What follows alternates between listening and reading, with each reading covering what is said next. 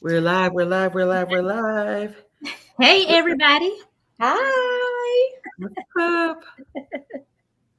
What's going on, everybody? Welcome to season 6, episode 8 already of Hits and Heels.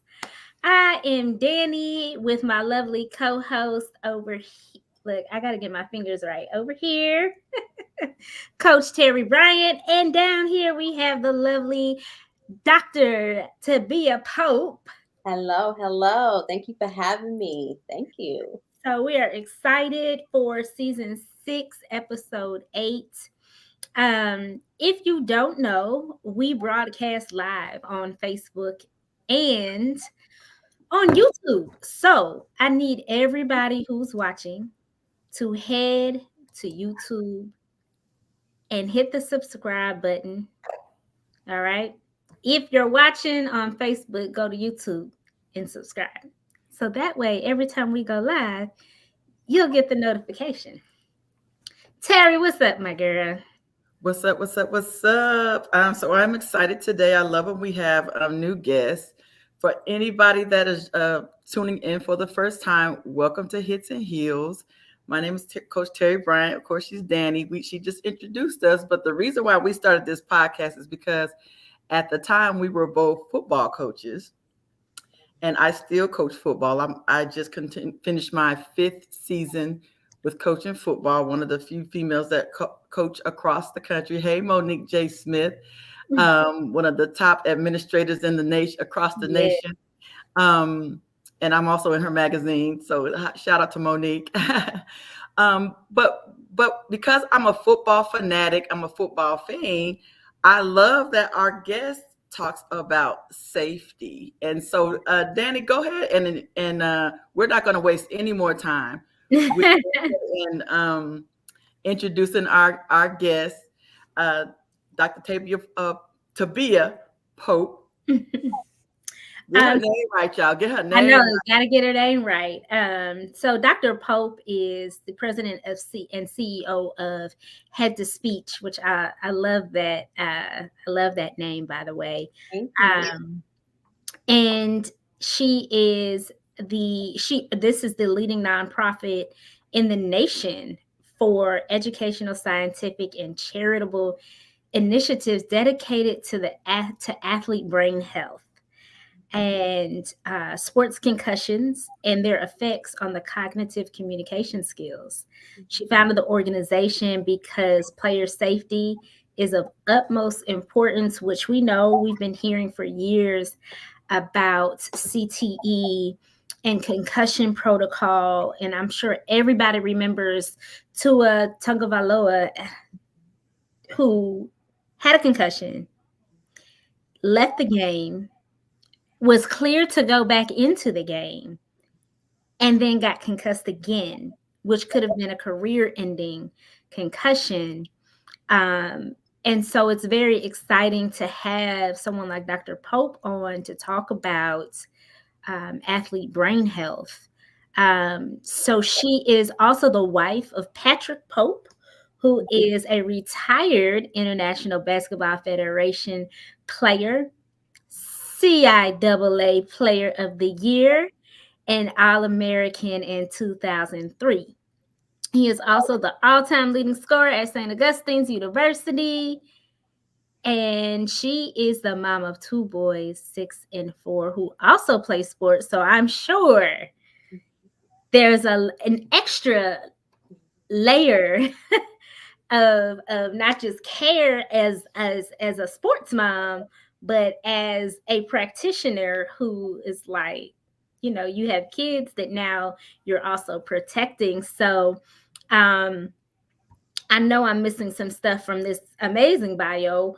The organization Head to Speech has a task force summit on brain health, which is coming up in March of this year, correct? Mid-March, the 16th through the 17th. At the University of the District of Columbia, and that is going to deal with athletes and their support systems, sports management professionals, sport medicine professionals, mental health professionals. So if you are in any of those fields, make sure that, and Dr. Pope will give her the opportunity to talk about that, the conference that she's hosting, and some of the history behind that and how it got started and all that great stuff. And of course, how we can support it. But without further ado, welcome to the show.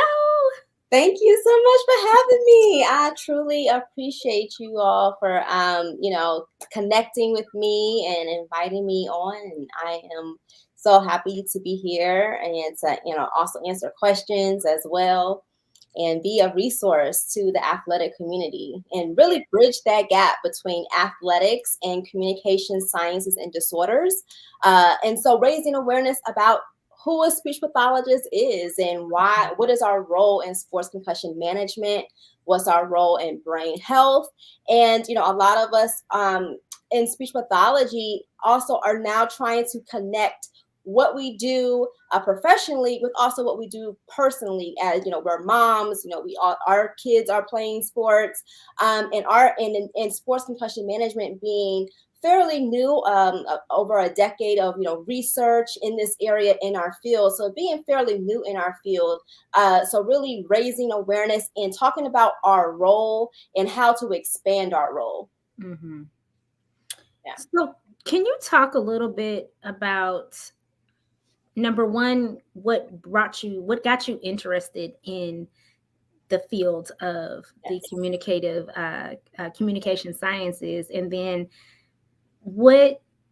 because it is fairly new. I mean, we've only been really hearing about the CTE and athlete brain injury since why can't I remember his name?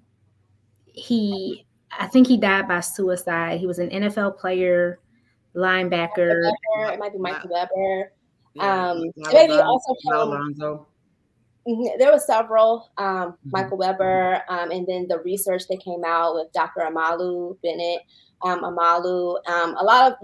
we started to really hear about it in 2010 and 2011 when the NFL put their concussion protocol in place, and then the NCAA followed with that, their protocol. So that's when it was like, and a big hit to that sports community was like, oh, we know that has been happening. Junior Seau, that's who it was. Yeah. Mm-hmm.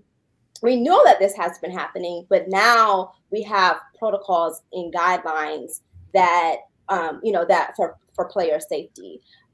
So kind of to go back to your first question of how I got into what I do,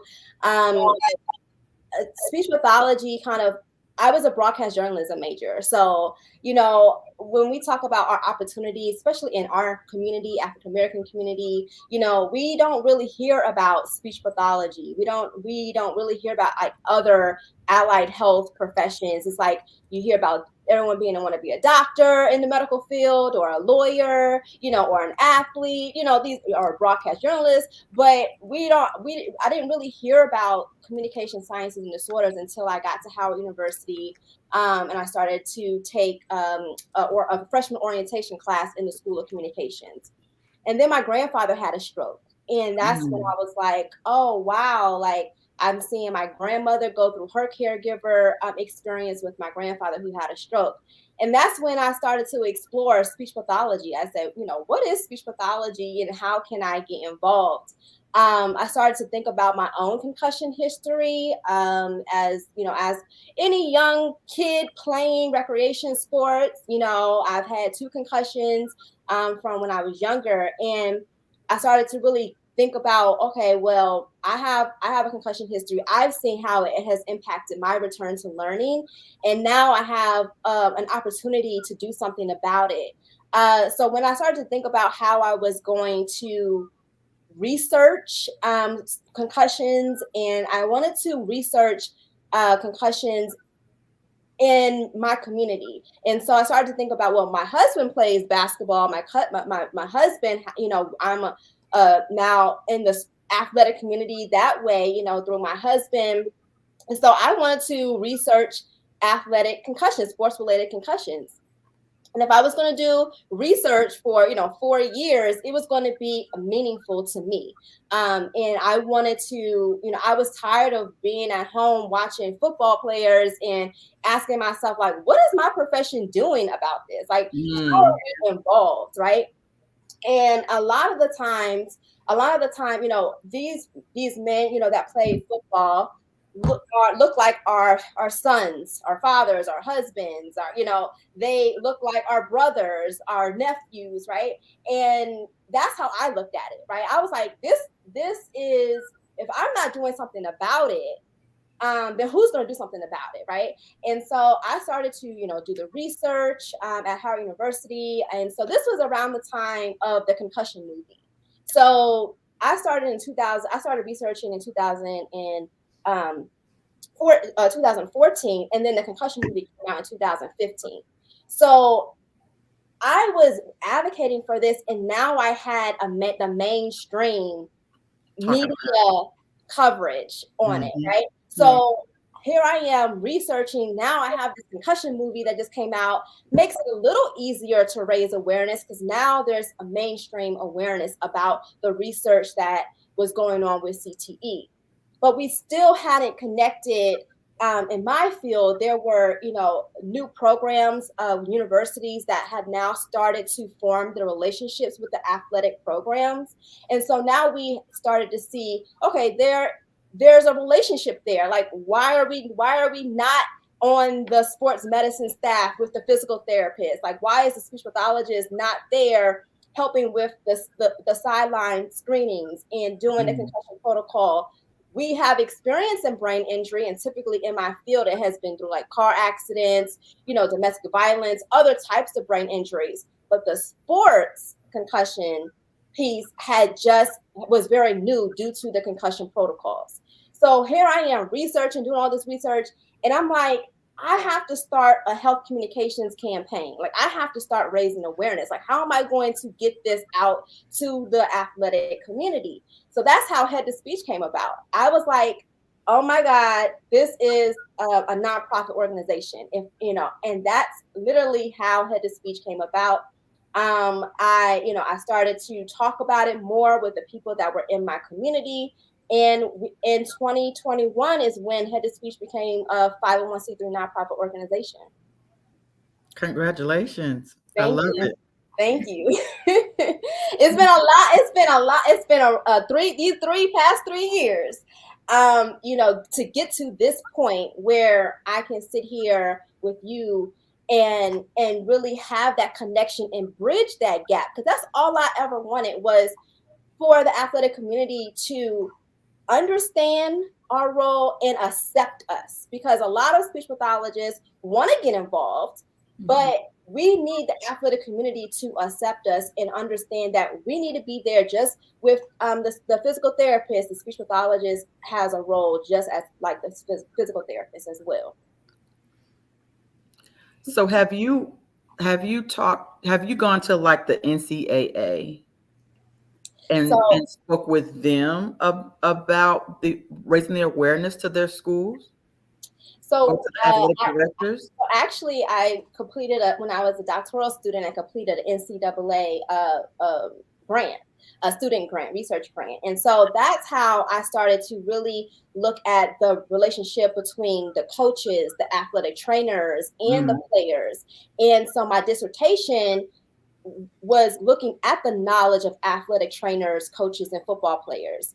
And then I also provided cognitive communication assessments to the football players. So that's how I formed my research, like that through that experience. And so now I go out and, I raise awareness and trying to go to other universities and raise awareness.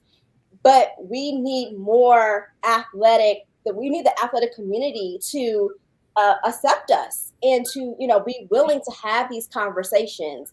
I stopped really talking about concussions because as soon as you say concussion, people are like, I don't want to talk about that. Yeah. Yeah. You know how it is. You're in the athletic community. Sensitive topic. Talk about that. I wanna, I wanna talk about the winning. And so I started to say, okay, well, we're not gonna talk about concussions then. Let's talk about brain health.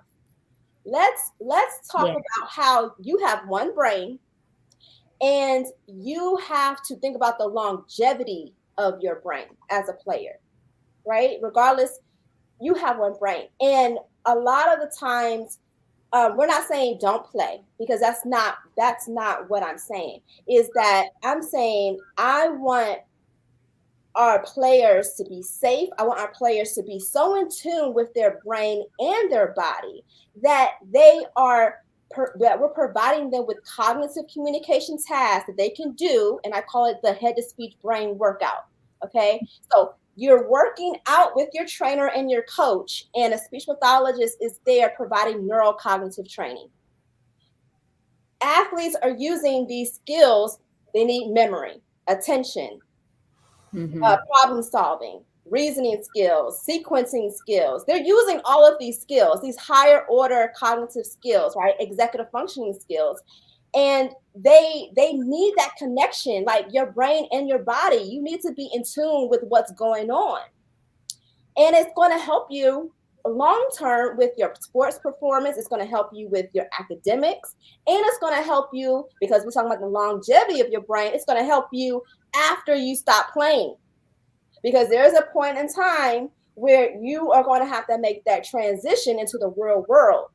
Facts. And we want you to still have your brain intact, right? To Right. be able to make that transition. And so I'm saying, well, let's look at the prevention, the prehab, right? The prehabilitation aspect of it with the neurocognitive training. So we can get in there, work with the athletic trainers, work with the coaches, work with the athletes and their support system. So the academic advisors, right? Work with everyone on that level before we even get to the concussion. Because you need to know about your brain, what's happening with your brain while you're working out. And one of the main things that the players have problems with is focus and attention. Yeah. They say, I need help with focusing. And then also I have coaches say, well, this player is so in their head. Yes. They're not even listening to what's really going on. Like, it comes so routine, right? Okay, well, let's use these opportunities to do cognitive communication tasks while you are warming up. All of that time that you have warming up can be intentional. We could be doing mindfulness. We can be connecting the memory and what's really happening in real time. Waking up those, making sure that brain is moving while you're just not listening to music and you're not in tune with what's going on. So that's before we even start playing. Okay. And so I'm looking at the prehabilitation. So we're not even talking about concussion yet. But if you're so in tune with your brain and your body, now if you do have a concussion, you know something's wrong. You know, like, oh man, I'm not going to go back in the game, because I know that if I go back in the game, I'm at risk of second impact syndrome. I could die. If my brain is not healed fully, I could die. Am I going to go back into the game and risk being out the whole season, or take my butt out the game, be out for 2 weeks, do the concussion protocol, and go back into the game and have my brain feel fully healed? And we do know that 10 to 20% of athletes will have some post-concussion syndrome, meaning that they may still have symptoms beyond the 2 weeks, the concussion protocol. Okay. So we're not giving them the opportunity and the space and the understanding that, okay, I hear you. I know that you had a concussion. You're not ready to go back in. Can we really have those conversations? Or we know that 50% of concussions go unreported because the atmosphere and the environment tells our athletes that we care about winning more than their brain health. Have you found any correlation between what the work that you do and the research that you've done with, maybe it doesn't progress to CTE, but do you see a correlation between concussion or brain injury or poor brain health as an athlete and other mental health diseases or issues like dementia or Alzheimer's, or bipolar disorder? Is there a connection there? And if so, how does what you do help athletes avoid the progression of those diseases, or even help with things like depression, um, and life after sports? Because we know that only 2% of D1 student athletes make it to the pros. So how, I know this is like a multifaceted question. Yeah, there is a connection between brain health and mental health. And that's what our keynote speaker, Marcus Smith, at the Head to Speech Interprofessional Task Force Summit is going to be talking about, because he's a mental health advocate, a 6-year and a NFL veteran and mental health advocate. And he talks about this. And together we have also talked about this, that there's intersection between brain health and mental health. And if we are working on those cognitive communication skills, we're arming our athletes with the knowledge and the verbiage to understand what's going on with them so they don't feel depressed. They don't feel suicidal. Because if we don't give them the information, if we want to keep brushing it under the rug and just focus a priority on just winning and not their brain health, then you're going to see the depression, the suicidal behavior, because no one is talking about it. It becomes, it's a stigma, right? It's a stigma. It's, no one wants to say concussion, but when you talk to an athlete, I talk to athletes and I say, just tell me about your experience, playing. Like, what are some of the symptoms that you've maybe had? And as they talk to me, they are literally explaining that they've had their bell rung. They're explaining to me that I need pain medication. I don't know if you've been on the sidelines, the sports medicine table, they ask for medication. Okay? Yeah. We ask for medication. So we can't just keep giving medication and not talking about, well, why are we giving medication? Right. Okay. So that when you talk to them, it's like, well, I've had headaches after games. And they feel, and they're talking about it like it's normal. It's normal to have this ongoing headache. It's normal to it's not normal. That's not normal. Mm-hmm. Or I know what I want to say, but I'm having difficulty saying. I having difficulty grasping the word that I want to say. That's word finding. You're having difficulty with word finding. Yeah. So arming them with the language, arming them with this is the professional that you can go to for help. Like a speech pathologist is someone that can help you with your academics, can help you with vocational training, help you with your classroom, what you're doing in academics, on and off the field. So we can help. And that's one thing about speech pathology that I do love, is the functional treatment that we can provide. It's functional. So if a coach has a trainer saying, they need help with the playbook, they need help with this certain aspect of their playbook or their sports drill, and I want you to break it down for them so they understand the sequence, they understand the visual recognition that they need, They understand we're working on their memory, their short-term memory, their delayed memory, their reaction time. We can break it down for them so it's functional. It doesn't have to happen in a classroom or have to happen in the clinic. And that's what I'm trying to get people to understand, is that we can do it in real time Oh, wow. with the brain workout. Yeah. As you're doing it in real time, and I'm asking questions because I'm a DV survivor. And so I had a lot of the speech issues. I had the I still get migraines from it. And I have like facial muscular stuff going. And I don't think people realize, and I didn't realize it, but the impact on your focus and you know, my memory. There's like a chunk of time in my life that is still coming back to me, right? I'm sure It's trauma. It's trauma. Yeah.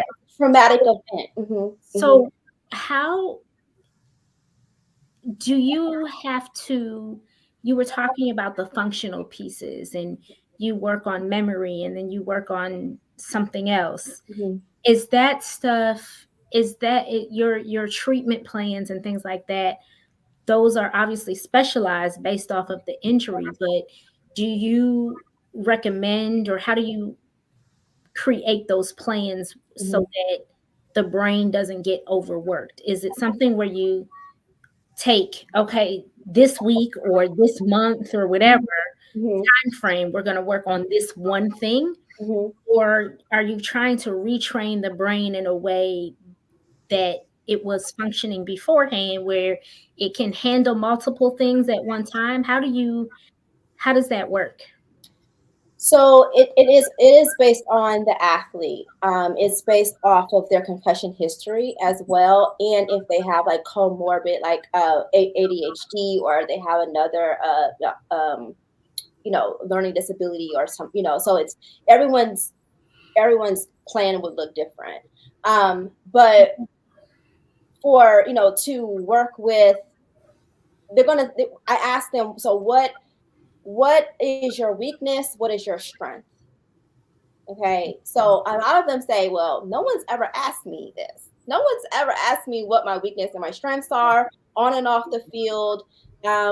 What's meaningful to me? What are some of the words that are meaningful to me? What are some of the words that are meaningful to me, to my actual sports drills or to my sport? And it's like they're so routine, like no one's really asking them like how are they going to sequence, how are they going to do, like, did you take in what, tell me about what you heard, like what are you taking in? And I want you to actually, if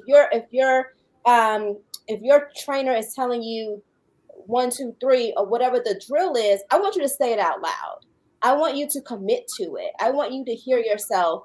And as your trainer or your coach is pointing out some of the things that you're doing wrong, quote unquote wrong, and how you're going to correct them, I want you to tell me like how you're going to correct it, so they are making it more meaningful to them.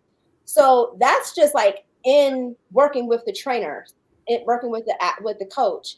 But working with them one-on-one would look like, you want to work, if we would have to do a comprehensive assessment, and we would have to see what cognitive communication area you're having difficulty with. So say it's memory, and you're having difficulty with like note taking, like you're trying to remember the plays, and you need help with your memory, then we would focus specifically on that one area. Or if you're trying to multitask and do other things, then we would have a certain amount of time to focus on this, and then that's how the session would go. So there's two areas to that. It's the prehabilitation, where we're working with the athlete in real time doing brain workouts, and then there's this treatment piece where you're working on cognitive communication domains, like as specific areas that they're having difficulty with based off of the assessment, the comprehensive assessment. And a lot of times, the baseline screenings, we need those baseline screenings because it allows us to see where the athlete was before the season. Mm. And then now we can compare that data with a comprehensive cognitive communication assessment. And usually those cognitive communication assessments go more into the functional piece of what they need versus just some of the more neurocognitive piece. So this is a difference there with why a speech pathologist is needed on the athletic staff to also provide more comprehensive knowledge into also return to learning, how it's impacting their return to learning. And return to learning can mean on and off the field because we learn and on and off the field. It doesn't have to be academics. And to your point of what you were talking about with the CTE and the longevity and athletes, only a small percentage going into the NFL or going into professional leagues. That's also another reason why prehabilitation and why having a speech pathologist on your team is so important, because uh, executive functioning skills are still developing in college athletes up to 21, 22 years old. Your brain is still developing.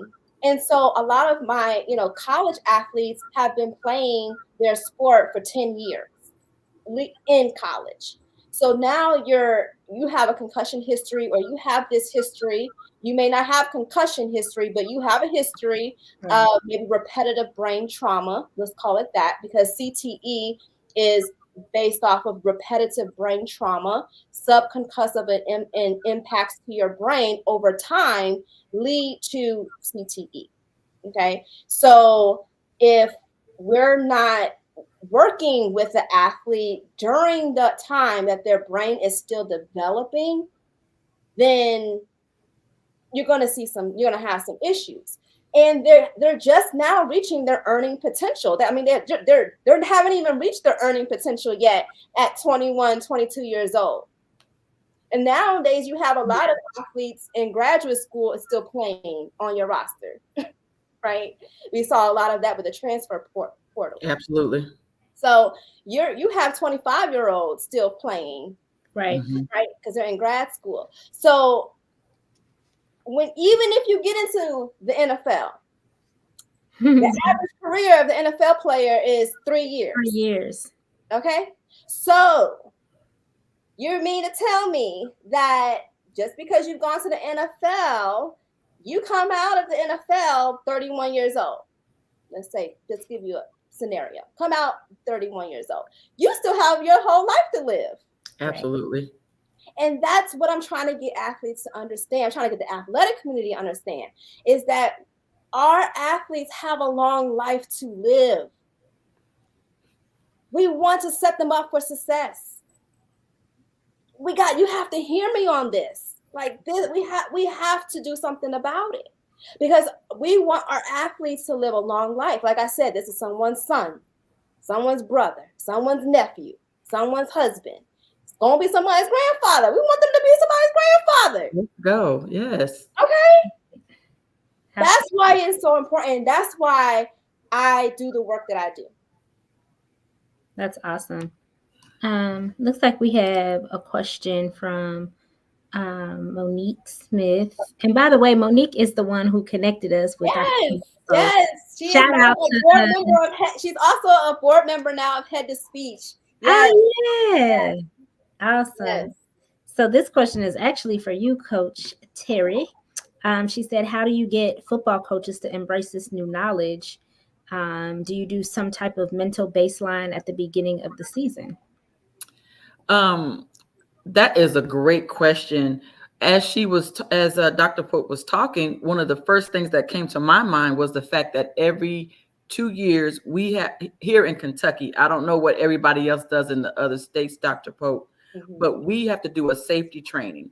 And there's an extensive portion of that where they specifically talk about the concussion protocol and what that entails. And I think that this is probably something that needs to be included in that safety protocol. Yeah. So you may want to look, maybe reach out, maybe, so it's in a video form, right? So maybe you can do maybe just a excerpt about that and maybe send that to them and ask them if they can add it to their safety training that we have, that all coaches, no matter what sport, we all have to take this course every 2 years. And so, and I think that would be perfect for that. So to answer Monique's question, of course, I also think it's something that definitely needs to be addressed by the coaches, by the head coaches, even when they're speaking with our personal trainers and our and it needs to be a collaboration. Yes, keyword collaboration. It has to be a collaboration between the personal between the athletic trainer, and your position, because it is so needed, right? And then another thing, while I was thinking about it, just so this past weekend they had the AFCA, which was the football, the big football conference that most coaches go to every year. They have that every year. You know, that might be something where maybe you can go and be a speaker at those. There's glacier clinics, there's different clinics and stuff that are available now. And if I was you, I would reach out and get on board with, and become a speaker at maybe some of those, just so that you can just get some type of a platform to start getting this information out, because it's definitely something that needs to be. Even Monique says that I'm on the middle school level, and it definitely needs to start at that early level, because at the middle school, they start hitting a little bit younger, but it starts getting serious when they hit middle school, right? Because at middle school, we're preparing them for high school, and so I think it's definitely something that definitely needs to be addressed at that way, as far as just getting the word out. We'll definitely connect there. As far as I think I probably can go in and find out who is the head of that safety thing, and give you their name and number, and so that you can reach out to them, because you could start here in Kentucky. That needs to be added to our safety training, hands down. Thank you. Yeah, I mean, the message is, we want to definitely start younger, middle school, and connect with the sports parents. The sports parents, that connection, so we can educate them, because they're the ones also here and steering, their child, and going to be with their child. And I think that what we realize at Head to Speech is that if we focus on middle school and high school and provide them with these brain workouts, provide them with the education, so once they get to college, and because once you get to college, it's a tight grip. It's hard. Yes, it's a different beast. It's a different beast, right? Until you come out of it, right? And it's tight, and because there's so many interests, right? You have your scholarship, you have your coaches, you have your teammates, you have your trainers, you have your academic. You're juggling so much, school. You're juggling school on a whole different level. The expectations of you wanted to go on to the professional level. There's so many expectations at that level that, like I said, 50% of concussions go unreported. Because of the tight grip that we have on our athletes, as they progress in sports. And so at the middle school and high school level, you have their ears. You have their parents. You're able to provide this information, and their parents can see it in real time. And that's why we started the Head to Speech Interprofessional Task Force Summit, but also we added the Brain Health Sports and Fitness Expo, specifically for ages 11 to 25. So athletes can come and they can get the resources for free. And that's another reason why I created Head to Speech as a nonprofit organization. I did not want athletes to have to pay for anything. I didn't want the social economic barrier to be there. and say, oh, I can't get this information or I can't pay for services. So I decided, well, we're going to focus on education, because first, I can't get you to understand what a speech pathologist does or understand our services if you're not educated Right. about it, and you don't see it in real time for yourself that this is needed. So I was like, you know what? I really believe that we need to lead with education. We need to provide them with the platform that they can come and get the information for free. So I said, if we got to put it in care packages, if we have to put it and deliver it to you, if we have to get these care packages to all the universities and all the middle schools and high schools. And so now it becomes a household name. So when you get there, and we get there to work with you, you already have the resources. If you're in the concussion protocol, wouldn't you want your athlete to have everything that they need, the products that they need, the resources, the next steps that they need beyond, those resources are needed. And so that's what Head to Speech is providing. Head to Speech is providing the athletes ages 11 to 25 with free resources at this expo. That's amazing. So one of our faves is on. Mr. Brown is on, and he has a question for you, Dr. Pope. He said, "How were you challenged during COVID when athletes lost family and friends, and this virus triggered so much anxiety in various sectors that lead to mental anxiety?" That's a good question. So we founded Head to Speech in 2021. So that was like coming right out of COVID, right? So a lot of our program, the first year programs were virtual. And so that was, so we really hadn't worked with athletes with the brain health, with the brain workouts until 2022, 2023. But during COVID, it led to a lot of isolation too, right? I would think that just for everybody, it led to social isolation and caused, anxiety and mental health issues, I think, for everybody, regardless if you're an athlete or not. I know I was experiencing some of those effects of COVID because I just had my son. My son was 4 months old when COVID happened, right? When we had the pandemic. So it is triggering.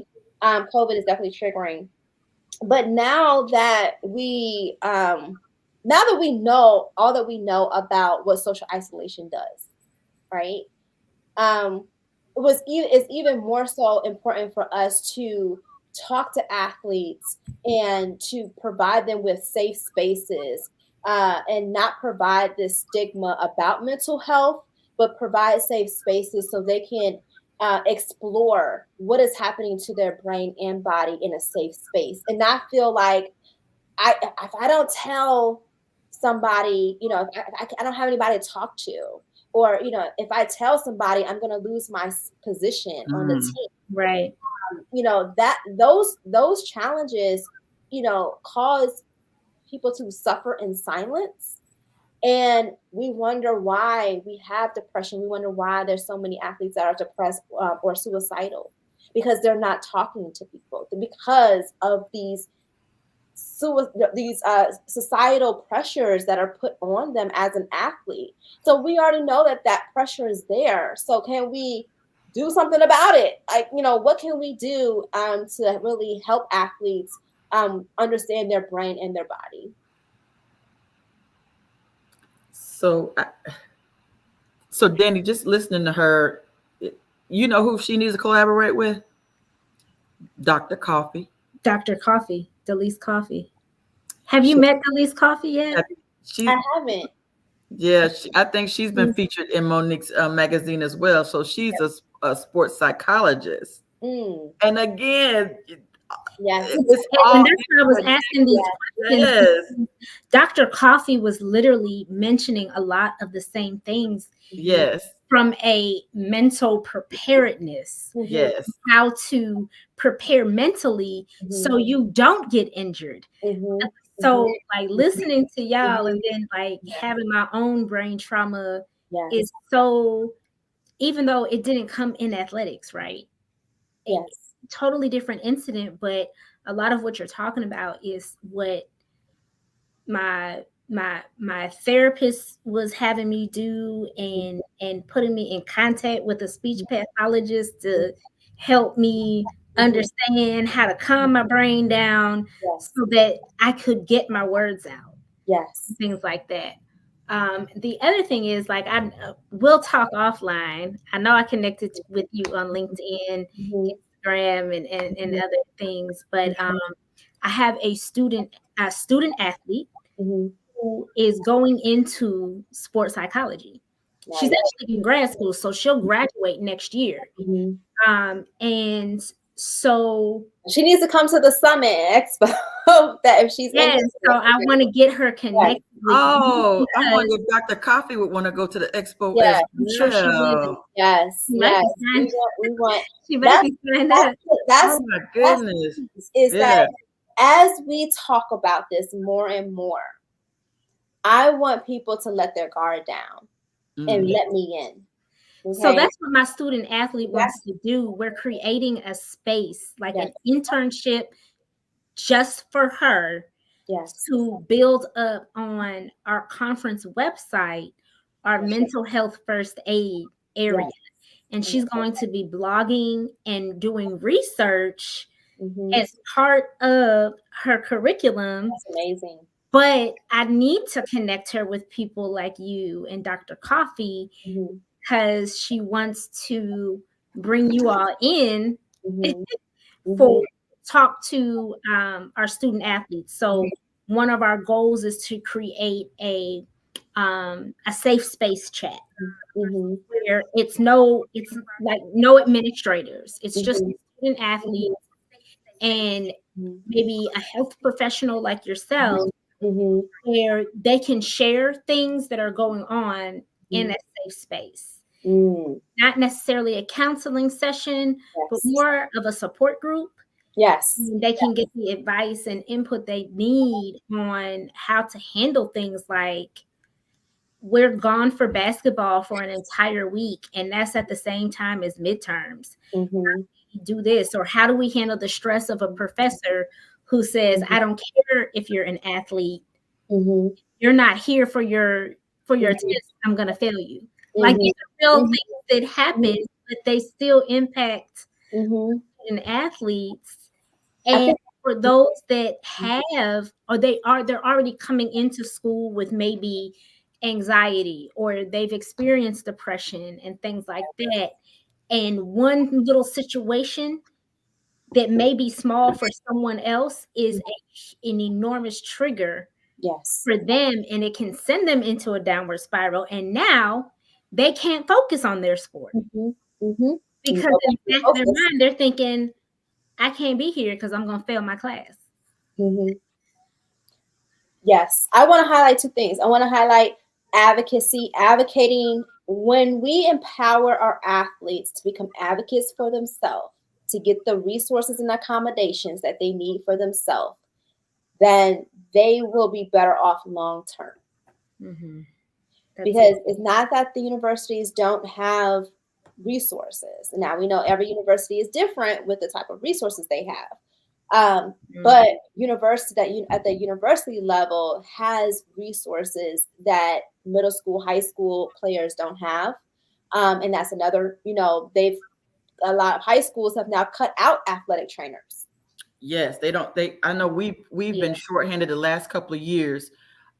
We used to have a trainer almost every practice, and now we're lucky to see one last 2 seasons, maybe once or twice the whole season. The only time we see him is during a game. That's it. We don't even see him in practice anymore. Oh, that's so problematic, right? To not have that presence there. And speech pathologists also can help fill that void as well, and helping with because I've done concussion sideline protocols as well, and I've been there with the sports therapy for high school.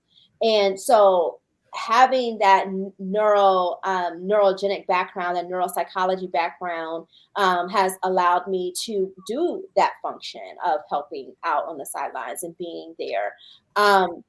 And so that and advocating for the resources that the athlete need.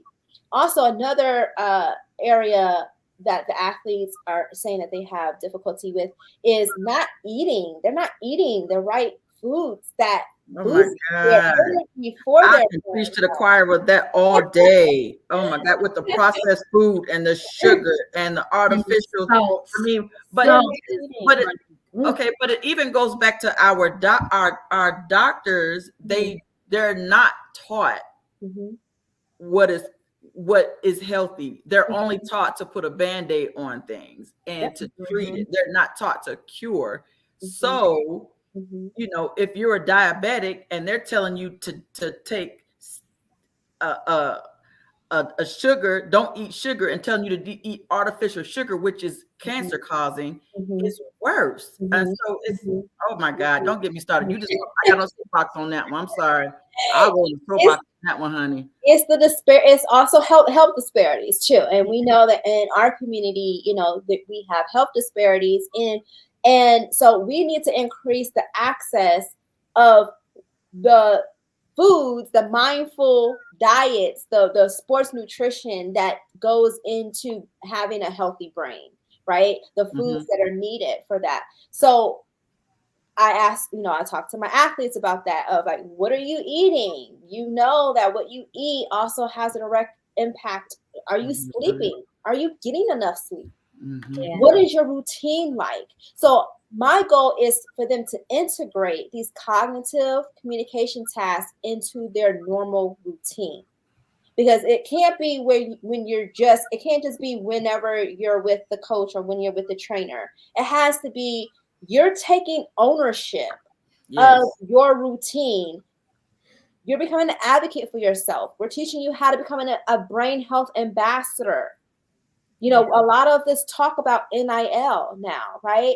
So, okay, well, can we bring athletes into the space where they become brain health ambassadors now? They're talking about their experiences through head to speech, and they're learning about social entrepreneurship. They're learning about sports philanthropy. They're learning about their brain and brain health and how it's connected to what they're doing, what they want to do long term. Are they able to talk about it?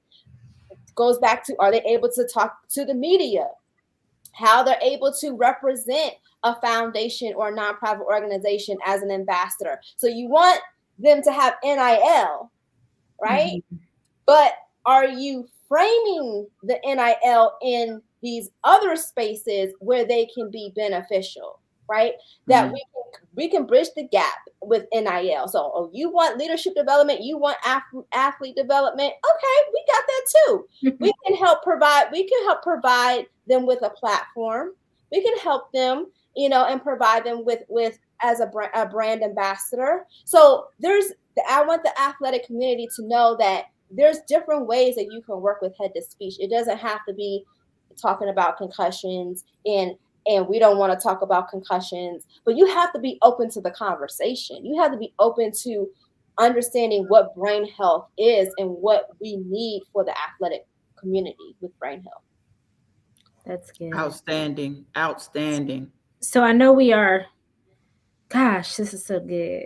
Running short on time already, but I want to make sure that you do two things before we end tonight, and that is, number one, give people all the details on your upcoming conference in March, and then also let people know how to get in contact with you via social media, your website. Yes. If they want to contract you, because you need to be speaking everywhere about this stuff. That is the goal for 2024. Look, I have Monique on the board now. And Monique, let me tell you something. Monique knows everybody. You hear me? I mean, she has been a blessing. When I tell you, she has been a blessing. You could not connect with a better person to get the word out to them Thank you, Monique, Monique. If you're because she watching, thank knows you. everybody in the athletic arena. She is the GOAT when it comes to knowing everybody in the athletic arena. Yes, Is and we Monique. need more Moniques. When I tell We you, do we need need more more, we Monique. need more Yes, Moniques. absolutely. Because the athletic community needs to embrace Yes, what we're talking about, and just absolutely. embrace it and see what happens. Absolutely. Give it a chance. Like, So, if not for us, for the athletes, like athletes are our mission at Head to Speech. mhm. Athletes are our mission. I founded Head to Speech for the athlete. Everybody else, they can benefit from it, but the athlete is who I focus on. Okay. Mhm. So you can contact me, social media at Head to Speech. We're on Instagram. I'm really on LinkedIn. So if you want to be linked in and connected and you want to have opportunities to come speak at our, if you want to come to be involved in 2025 and be a part of our speaker lineup that we have be part of our interprofessional task force as a speaker. If you I got somebody for you. Come to our expo, our Brain Health Sports and Fitness Expo, and talk about do a brain. We'll teach you how to do brain workouts, but also you can do demonstrations. You can work with athletes. You can bring your athletes. You can talk about your business, your brain health, sports and fitness business. This is a platform that we provided that did not exist before Head to Speech. We are the first nonprofit in this space from the speech pathology and audiology perspective. So that in itself, and having an African American woman, come on, leading let's go. Okay, the field of speech language pathology is 92% white women. There's 8% of speech pathologists that represent okay. I can't wait till we get off because I got two people got to connect you with. The diverse. I got to write these down before I forget. Diversity. So it's 8% of speech pathologists represent the multicultural populations. So, and I've heard that similar thing going on in the sports medicine, right? And so when we look at the demographics of the players versus those that are in charge of, their sports medicine, in charge of the front office, those demographics don't necessarily match. Right. And so it's very similar, so we share the athletic community, we kind of, the sports medicine, we kind of share some of those same interests there and how we can support each other. And that's what I talk about, the collaboration. Yeah, it's just like us being female football coaches. They're not trying to see us coming, but we're coming. And we need more of that. We also need to talk about, the balance of women in sports too. Right. I'm fortunate that the sports therapy environment that I'm in has women in it, and so I'm very fortunate, but it's not always like that. And so we do have to embrace women in sports. Like you said, empowering women in sports is so important. Being a speech pathologist and being in the athletic community, I want sports moms to get involved. So please, if you are a sports mom and you have a child, your child is playing sports in ages 11 to 25, your child needs to be part of Head to Speech. Okay? So you just answered Mr. Brown's question. He said, does your profession connect with single mothers who seem to be the majority of ones that are dealing with their child? And is this an increasing demographic in your profession? And I think you stated that very clearly and gave a very poignant answer on yes, and here's a solution. So I love that. And it speaks to, what Terry and I even started the podcast to do, was to address issues, but also offer solutions. And so I love that our guests like you come in all the time, like every single, even Mr. Brown. Mhm. Mr. Brown gets on here and drops gems as Yes. our top viewer And the of best questions. solutions, the best questions and solutions to things. And I think that's so powerful, is that we can sit here and talk about all of the issues and the problems that plague our community, that plague, you know, athletics. But if we're not part of the solution, if we're not finding solutions, if we're not the problem solvers, then we're just part of the problem. And so we appreciate you coming on and not just talking about the issues that athletes face, but just these such strong uh, points of advocacy and problem solving that you recognized when you started your career, and how you've progressed to continuously find solutions, right? I'm Because just getting started. I'm just getting started. just getting started, I'm just literally. look, we are about to change the world. We're about to change athletics. Okay. Absolutely. If you don't, you're gonna see me coming. And when you see me coming, know that I have a board, a fierce board behind me. Especially if you got Monique on there. Dion said he went from we coming to we here. We here, okay?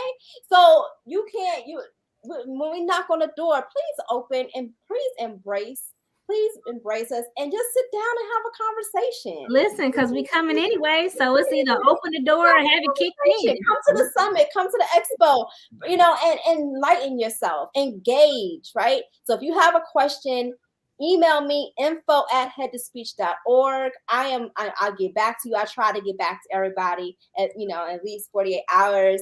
So like I said, I'm a sports mom, a sports wife. I can connect with you. I'm a professional. I'm a speech pathologist. I'm in media. I'm really here I don't mind talking about this, and I'm passionate about this. So if you need me to come speak, I'm here.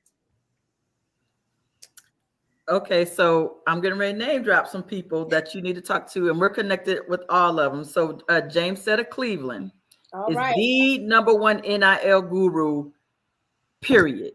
Right? And so she's doing a lot of great things. She's also the owner of Sports Mom U. Right. And so so if you're on Facebook, we'll talk offline, but I want to make sure that people get this information while we're online. Yes. So she has a group called Sports Mom University, specifically for sports mom, and she gives this type of information in her group. So I'm going to make sure you connected with her. Yes. She also does conferences and stuff that she's wanting to do. She also has 2 podcasts that she does as well that you need to be a guest on. You guys are going to be like this, right? And because everything is a collaboration. It is. And then we had a guest on a couple of weeks ago. Her name is Fatima Dixon. She's a speech pathologist here, right? But we didn't really touch on the speech pathology part as far as athletics. Oh, wow. But she's somebody that you probably need to, y'all can still probably, because she can probably create a subsidiary of Head to Speech here in Lexington, and then maybe we can branch out, because that's exactly what James Setta did with Sports Mom University. So I have a Lexington family group that I have, so we connect with people. So even though you're not from Lexington, I'll still add you to the group, so that if there's some kind of nuggets that you want to drop to the parents, you have that opportunity to be able to drop that information to it, because they got to have this information. Yes. Because where else are they going to get it? Are they going to get it, or they're going to hear it, right? And so either that, or I'll have to find your stuff to forward it into the group, so that they can get that information. Okay, but I wanted to definitely head those 2 things to out. Thank you so much. Oh my goodness. You're so welcome. This is one of those, again, probably one of my top 5s because of the information, because of the information that was given, and the information that we don't know what we don't know. Yep. We don't know what we don't know. And the information is just changing on a daily basis. NIL is coming to high school. So, this needs to come to middle school so that they can get to high school. or even maybe you need to go to the Parks and Rec level and start it at the Parks and Rec level. We're gonna be everywhere. Look, Everywhere. we're just getting started. Like it definitely needs to get out there, and I'm so grateful that you agreed to come on Hits and Heels so that we could be one of the first people to kind of put you out there and showcase you out there. I appreciate it so much. Thank you so much for being on. Yes, thank you so much. Thank you. We'll definitely have to do a follow-up. And well, I want you all, you all can definitely come to the summit and expo and promote Hits and Heels. We could do some media, whatever you want. I got you. Awesome. Well, thank you again, Dr. Pope, for gracing us with your presence and all of the, it's beyond valuable information, right? That you shared with us. Thank you to Monique Smith for connecting us. Yes. Mr. Brown, as always, thank you for your wonderful questions and your engagement. If you have not yet, or maybe you forgot, we need you to make sure that you go to Hits and Heels on YouTube and subscribe to our channel. Follow us on Facebook. Most of you are on Facebook now. That's where most of our viewers watch. All right. But make sure you go to YouTube as well and subscribe to our channel. And if you or anyone you know wants to be a guest on our show, make sure that you email us at hello@hitsandheels.com. And then my shameless plug is that Layshoff is taking nominations for their gala again this year. Oh, we just had a meeting. So right before I got on here, I just got off of our first planning meeting.